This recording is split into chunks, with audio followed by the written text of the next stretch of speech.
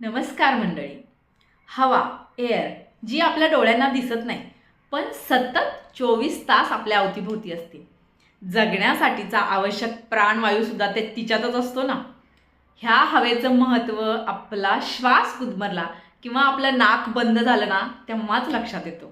अगदी त्याप्रमाणेच देव पण कुणालाही कुणाच्याही डोळ्यांना दिसत नाही, पण 24 तास तो सतत आपल्या सोबत असतो.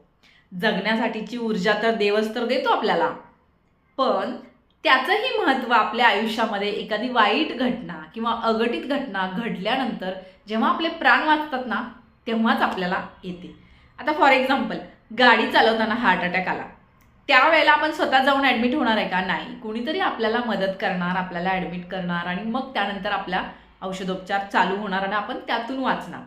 म्हणजेच काय, देव हा आपल्या अवतीभोवती घडणाऱ्या घटनांमधूनच